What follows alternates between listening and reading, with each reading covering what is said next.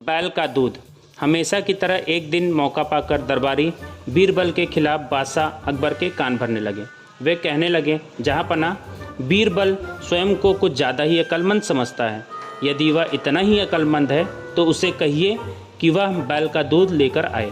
दरबारियों की बातों में आकर अकबर ने बीरबल की अक्लमंदी की परीक्षा लेने की सोची। बीरबल उस समय दरबार में उपस्थित नहीं था। जब वह दरबार पहुंचा तो अकबर बोले, बीरबल, क्या तुम मानते हो कि दुनिया में कोई कार्य असंभव नहीं है? बीरबल, जी हुजूर। तो ठीक है, हम तुम्हें एक काम दे रहे हैं, तुम्हें उसे 2 दिवस के भीतर करना होगा। फरमाइए हुजूर, आपके हर हुक्म की तामीली मेरा कर्तव्य है। बीरबल सिर झुकाकर अदब से बोला, जाओ, जाकर बैल का दूध लेकर आओ। अकबर ने आदेश दिया। आदेश सुनकर बीरबल भौचक्का रह गया। इधर दरबारी मन ही मन बड़े प्रसन्न हुए। वे जानते थे कि वह यह कार्य नहीं कर सकता, क्योंकि गाय दूध देती है, बैल नहीं। क्यों बीरबल, तुमने कोई जवाब नहीं दिया? अकबर बोले, बीरबल क्या कहता?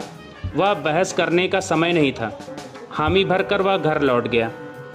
घर आकर वह गहन सोच विचार किया। अपनी पुत्री और पत्नी से भी चर्चा की। आखिरकार सबने मिलकर एक उपाय निकाल ही लिया। उस रात बीरबल की पुत्री अकबर के महल के पीछे स्थित कुएं पर गई और पीट पीट कर कपड़े धोने लगी। अकबर के महल की खिड़की उस कुएं की ओर खुलती थी। जोर जोर से कपड़े पीटने की आवाज़ सुनकर उनकी नींद खुल गई। खिड़की से झांकने पर उन्हें एक लड़की कुएं पर कपड़े धोती हुई दिखाई पड़ी। अकबर ने वहीं से चिल्लाकर उस लड़की से पूछा, बच्ची, इतनी रात गए कपड़े क्यों धो रही हो? बीरबल की पुत्री बोली, हुजूर, मेरी माता घर पर नहीं है। वे कुछ महीनों से आप अपने मायके में हैं। उनकी अनुपस्थिति में आज मेरे पिता ने एक बच्चे को जन्म दिया। दिन भर मुझे उनकी सेवा करनी पड़ी। कपड़े धोने का समय नहीं मिल पाया, इसलिए रात में कपड़े धो रही हूँ। कैसी विचित्र बात कर रही हो बच्ची, आदमी बच्चे पैदा करते हैं क्या?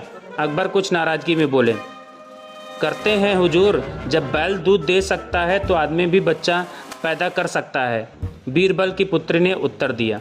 ये सुनना था कि अकबर की नाराज़गी हवा हो गई और वे पूछ बैठे, बच्ची, कौन हो तुम? हुजूर, ये मेरी पुत्री है। पेड़ के पीछे छुपे बीरबल ने अकबर के सामने आकर उत्तर दिया। ओह, तो ये तुम्हारा स्वांग था? अकबर मुस्कुराते हुए, गुस्ताखी माफ हुजूर, और कोई रास्ता भी नहीं था अपनी बात समझाने का। बीरबल अकबर की नींद में खलल डालने के लिए क्षमा मांगते हुए बोला। इधर अकबर भी बीरबल की अक्लमंदी का लोहा मान गए। अगले दिन रात का पूरा वृत्तांत दरबारियों को सुनाते हुए बोले, बीरबल को उसकी अक्लमंदी के लिए सोने का हार इनाम में दिया। दरबारी हमेशा की तरह जल भुनकर रह गए।